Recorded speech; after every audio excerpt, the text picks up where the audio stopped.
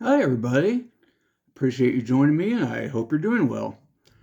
I'm bringing you a tag video today. This one is called the Book Fan Behavior Tag. There it is. And I guess this one just kind of asks some general questions about your behavior when you're buying books or reading books, or what you might do about obtaining books in some pretty entertaining scenarios. So, yeah, we'll get right into that. I was tagged by Mike over at the Bibliophile-Bookscape channel. And if you're not familiar with Mike's channel, I'll link his information below, of course. This great channel, he already reads interesting variety of material. He's trying to expand his tastes even more. He's just very welcoming and reaching out to other people here on BookTube. Just great guy all around. I can't recommend his channel anymore. Please have a look at him. And the tag was created by Paul at the Accidental Bookseller channel. Now, I've got to admit, I was not familiar with Paul's channel until I had a look at it while I was preparing for this. It looks interesting. I have subscribed. I look forward to looking into it more deeply. So I hope you'll take a look with the information link below and see what you think. I think you'll be pleasantly surprised. So, yeah, interesting tag, Paul. Very creative question, certainly. So, thank you, Mike, for the tag. Thank you, Paul, for creating it. And I will get into the questions here. Question number 1. Do you carefully examine the condition of all copies of a book in a bookstore before buying one? Yeah, I mean, maybe not carefully, but I certainly take a quick look to try to pick out one that's not too dog-eared, or it's not stained by any unrecognizable substances, or stained by any recognizable substances. That might be even more gross. But yeah, you know what I mean. I mean, you just want to make sure you're getting the best quality possible, certainly. But I'm not down there being OCD about it. I mean, just looking for major damage like broken spines, things like that. No biggie. But what I will say about this is just practicality. I live out in the sticks, so there aren't a whole lot of bookstores to speak of. A scenario I'm more likely to find myself facing is being at a yard sale and rooting around in that basement moistened cardboard box that's sitting on the ping pong table right next to that lounging ceramic frog figurine in the bikini, and you dig to the bottom of that thing, and against all hope, you actually find something kind of interesting in there among all the smut. And yeah, you're going to take a quick look to make sure there's no mold adhering to those pages that looks too toxic, I mean, but like I said, I'm not too crazy about it, so I hope that answers the inquiry. Prompt number 2. If yes, are you brazen about comparing them in front of others, or do you wait until it's quieter or other customers have gone? I wait until it's quieter, not because I'm embarrassed about looking for quality or comparing them. It's just that I don't really want to inconvenience anybody who's trying to look. You see, despite me thinking myself a hate-filled misanthrope, I'm really kind of a pathetic doormat. I mean, tell me a sob story, I may hand you a kidney. I mean, it's that pathetic. So, yeah, if I feel like I'm in anyone's way, I'll, leap into traffic practically to get out of that way. So, yeah, I'll wait until the aisle is clear, certainly. All right, prompt number 3. Do you have a special book buying or book carrying bag that you use? No, I wasn't even aware that that was a thing. I'm not a skillful shopper. I'm all business, get in, get out. um, yeah, special bag. I guess I take bags to the supermarket so that I don't end up with a huge accumulation of the plastic ones. But no, I don't have special bags for anything else I can think of. That's all I can say on that one. Prompt number 4. Do you have any book reading superstitions? I was tempted to say no on this, but I guess I do kind of have one. I apologize in advance. People probably get sick of hearing me bring this up, but fact is, it's just such a dominant portion of my life right now. I live with and care for a father who has frontotemporal dementia, and sometimes I find myself paranoid about my future as far as if I'm going to develop dementia. And I have this,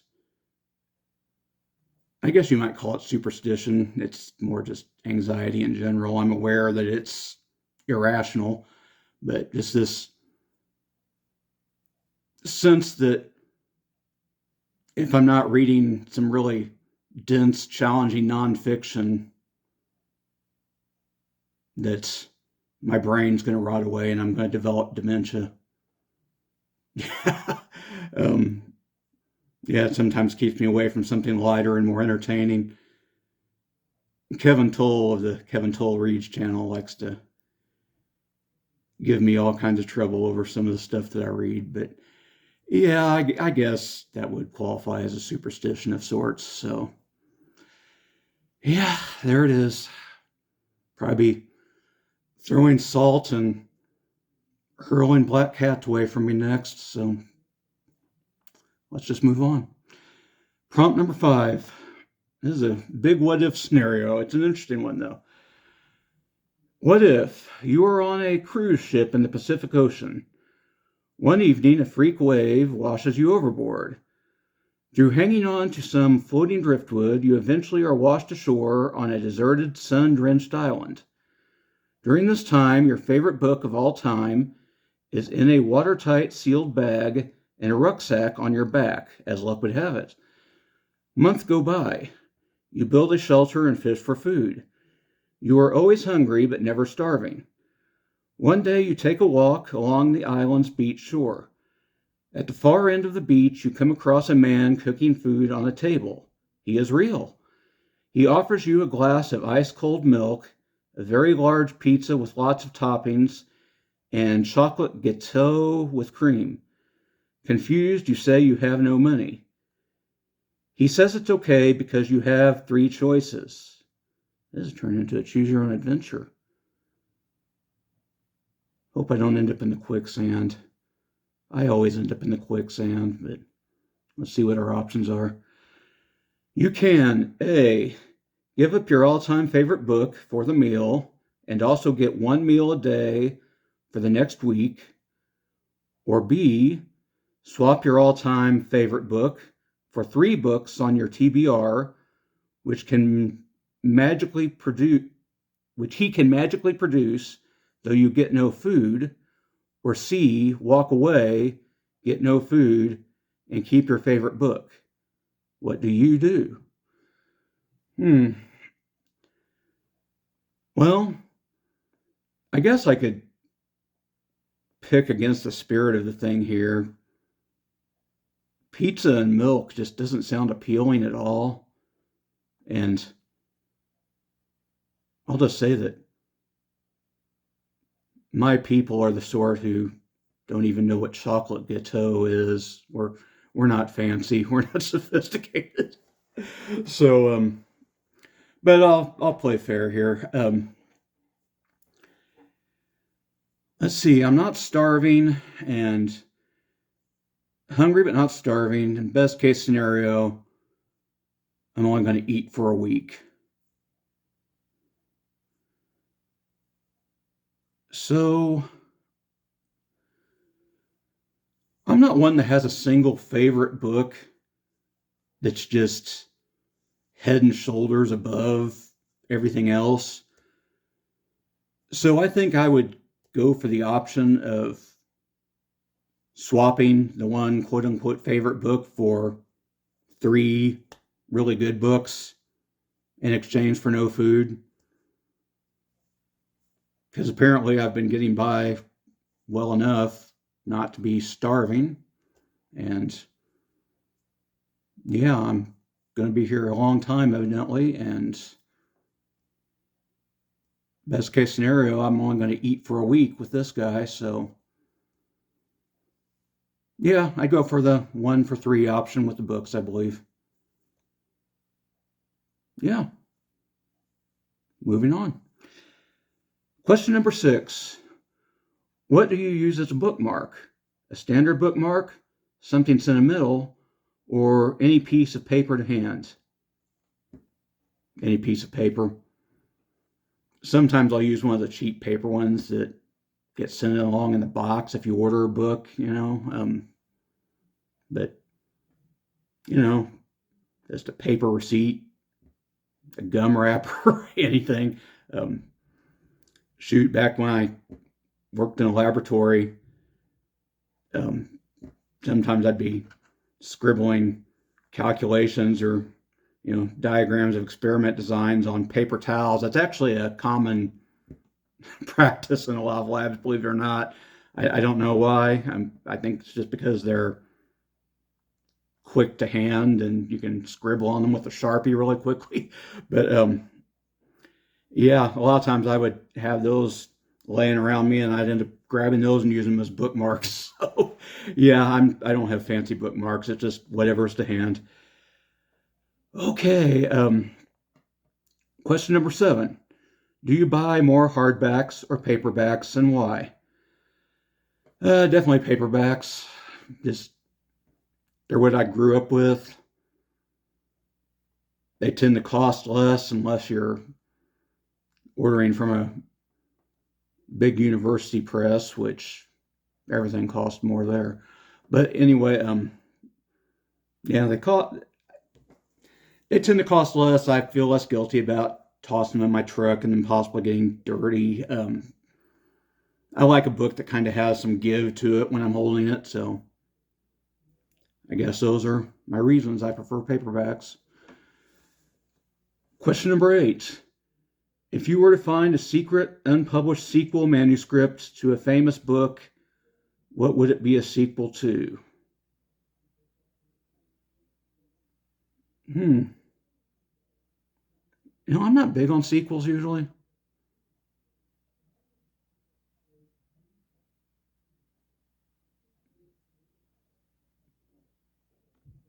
I don't know, maybe a completed version of the sequel to Lord of the Rings that Tolkien started off on, but decided it was going to incredibly dark places and he ceased to work on. But that might be interesting. But knowing my luck, I'd find a manuscript to a sequel that no one wanted or was looking for, like Finnegan's Wake Part 2 or something. So there you go.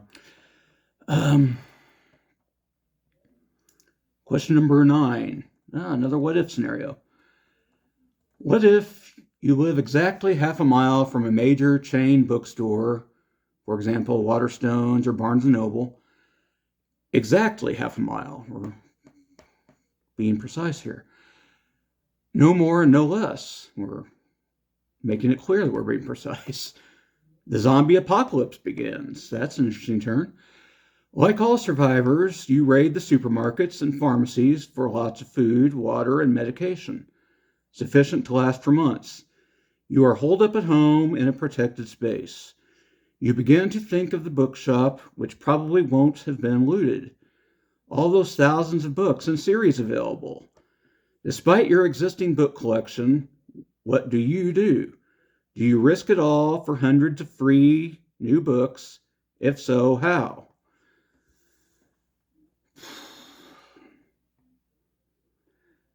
I really have an extensive book collection right here. So no, I really couldn't justify the risk and, possibly expending ammunition or any other supplies I would need to go out and add to my book collection in this situation. Now, just to have some fun with it, if I didn't have an extensive book collection right here,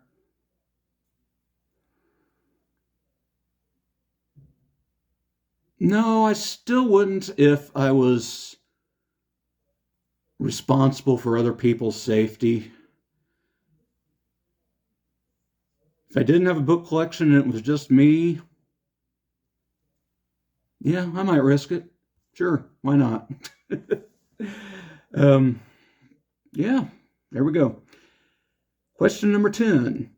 When reading a book, do you just look at the words and read them, or do you use a finger or bookmark underneath the words to track your eye progress? I just look at the words. Never been a finger reader or bookmark reader. Question number 11. Have you personally met any authors, and if so, who? No, not in person, unless you want to include authors on textbooks or scientific papers, things like that. I doubt that's what this is getting at. I have, however, conversed with some independently published authors here on BookTube, so I don't know if that counts or not, but I guess that's my answer. Question number 12. Do you have any bookish memorabilia on certain authors or books? No, not that I can think of.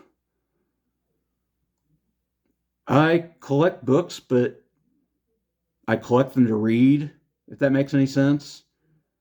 I'm not trying to grab any special collector's editions or memorabilia or anything like that.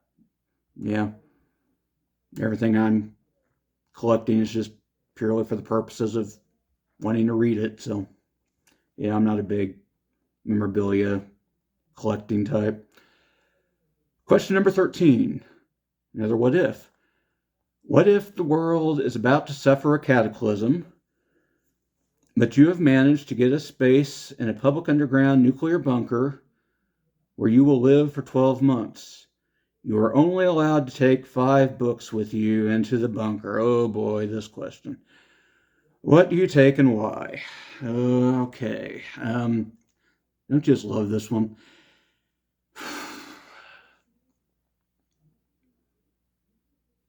What I'll say right now, and this would probably change if you ask me again tomorrow. 1 volume set of Lord of the Rings, just because it's such a great comfort read for me. 1 volume complete Shakespeare, just because I genuinely just love the language. I mean, I know a lot of people had Shakespeare ruined for them in school, but I really do love it. The Bible. I continue to read the Bible fairly regularly. And for the last 2,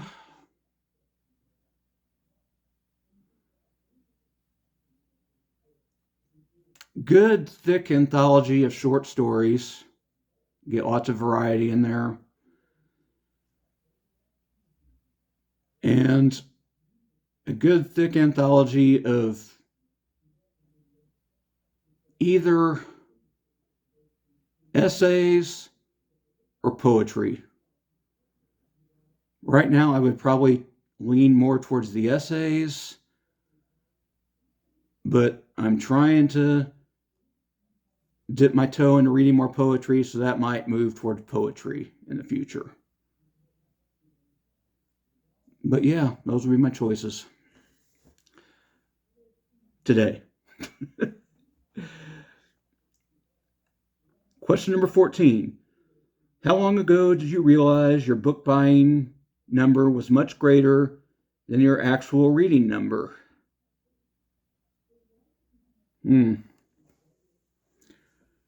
Probably would have been about the time I was making my own money and buying my own books. I'm 46. I guess it would have been my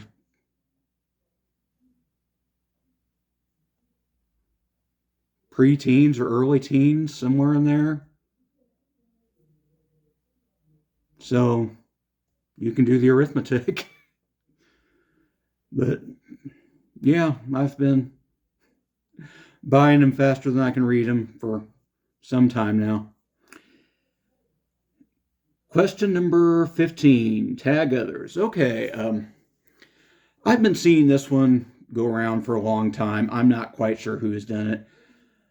I'm just going to throw out a couple names. Absolutely no pressure. And anyone else who's just in the mood to do it, have at it. I'd love to hear your answer, certainly.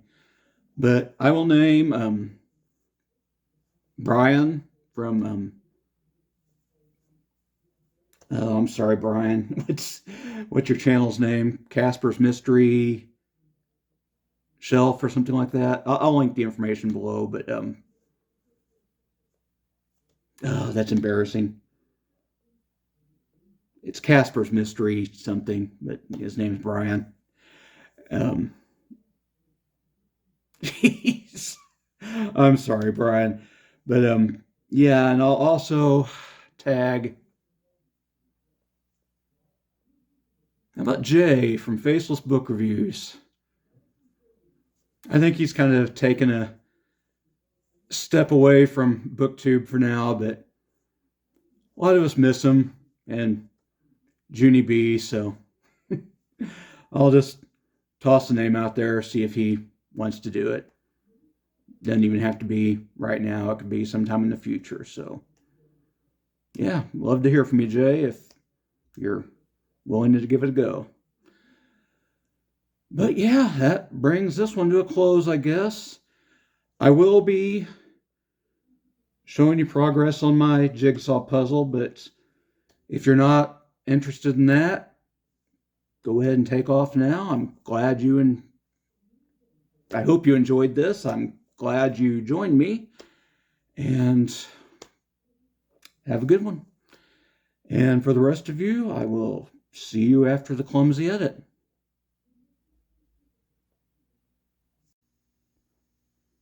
All right, I'm back. There's your progress. I'll try to get in a little closer without getting you too seasick here.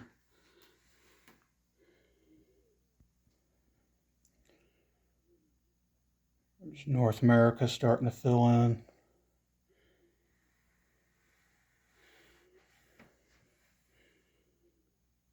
Got a little bit of the Caribbean coming together there.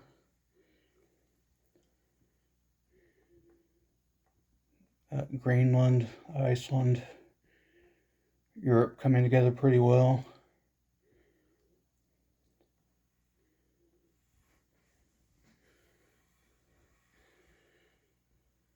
And Asia, I'll admit, is where I'm weakest on my geography, so I'll admit it's going a little bit slowly.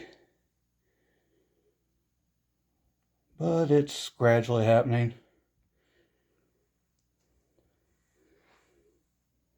And of course, there's that whole Southern Hemisphere deal. Those silly upside down people, right? Who needs them? But anyway, I guess it's going all right. If anything, I can't stay away from the darn thing. It's eating into my sleep and my reading time, but I'm enjoying it.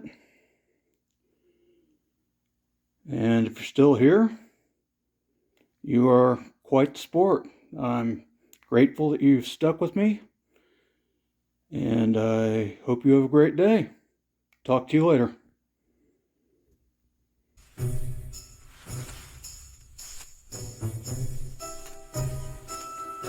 But am I not turtly enough for the Turtle Club?